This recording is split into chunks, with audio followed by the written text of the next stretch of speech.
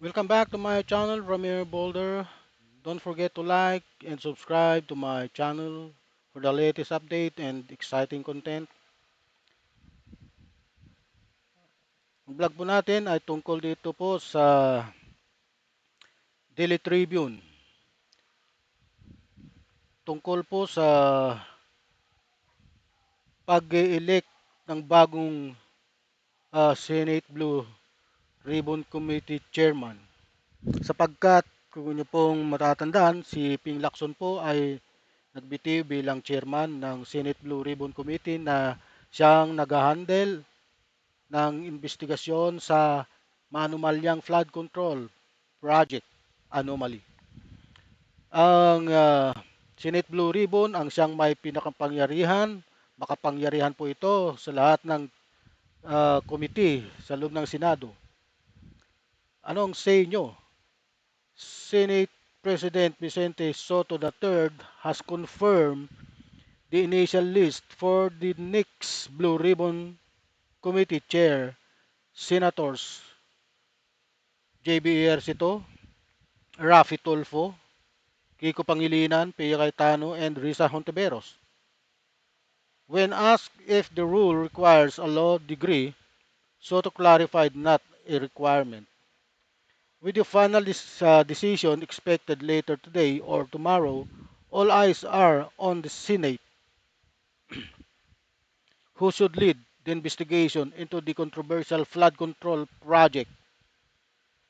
Cast your vote, be reacting. Okay, kung isa po ako sa buboto, kasi hindi naman tayo qualified bumoto sa kanila, dito, pagbutuhan po natin dito sa social media. Kung ako ang buboto sa kanilang 1, 2, 3, 4, 5, sa kanilang 5, ang pipiliin ko po yung mas maraming karanasan sa Senado. Pangilinan, Rafi Tulfo, Pia Cayetano, JB Ejercito, and Risa Hontiveros. Pipiliin ko po kahit na hindi ako makapinklawan, si Kiko Pangilinan. Para sa akin po yun ha. Hindi ko po alam sa inyo. Hindi ko po siya kinakampanya. Para sa akin lang.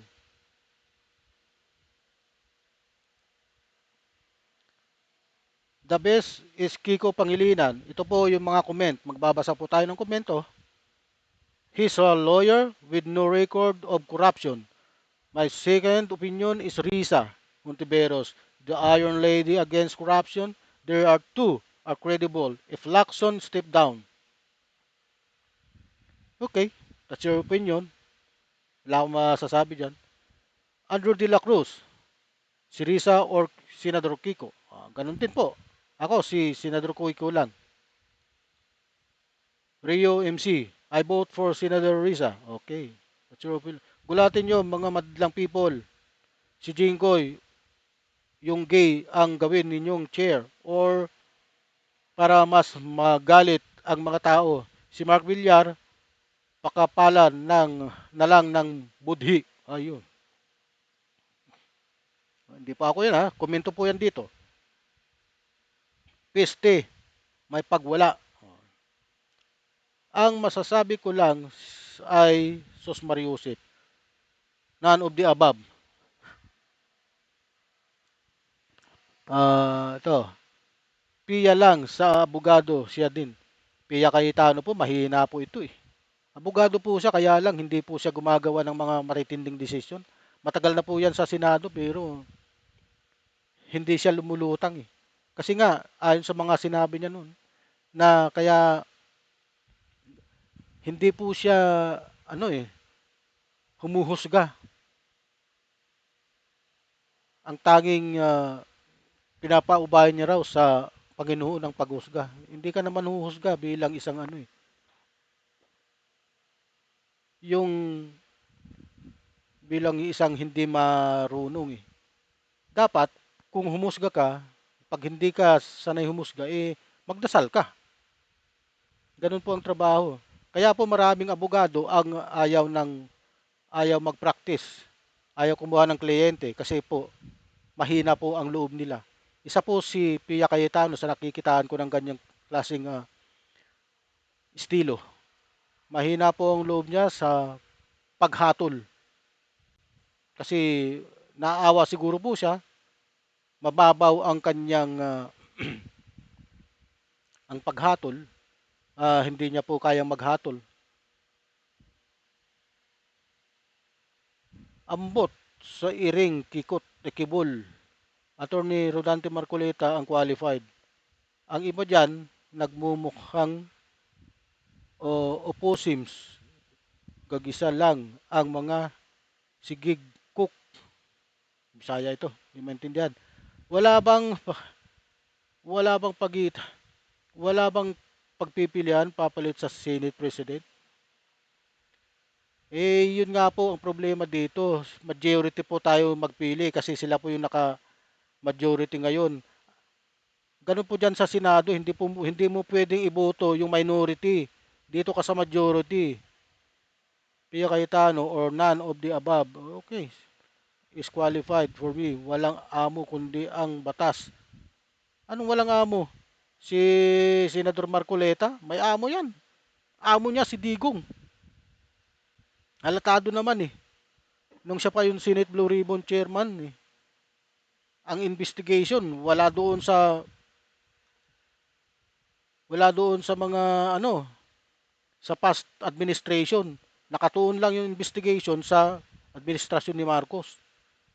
Samantalang sinabi ni Diskaya na nag-umpisa silang ah, dumami yung kanilang contract nung panahon ni Duterte 2016.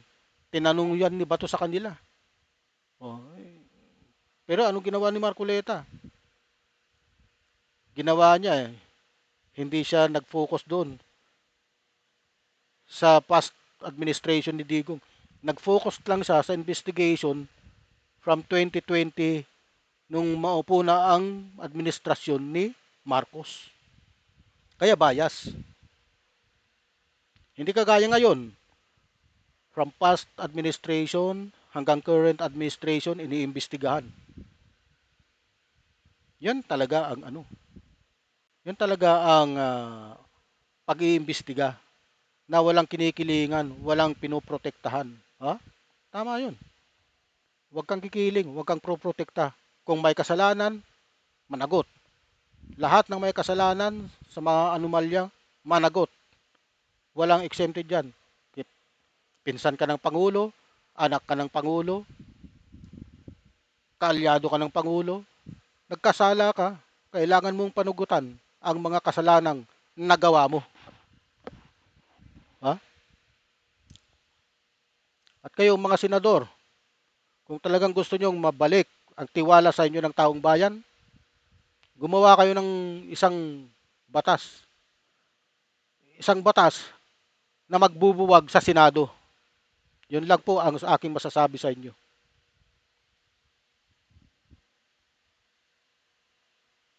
Magkakasundo-sundo po tayo dyan. Isang batas na magbubuwag sa Senado.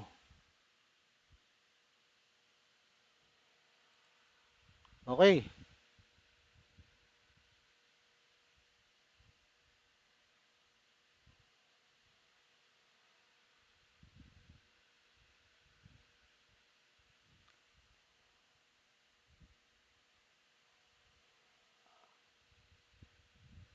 Ano po ang inyong opinion? Kung may comment po kayo, paki-comment lang po. Huwag na po kayong magpatumpik-tumpik, huwag na po kayong magpa-delay-delayed. Kapag nakita nyo po Ramir Boulder, paki-like and subscribe for the latest update and exciting content. Marami pong salamat sa inyo. Mabuhay po kayo.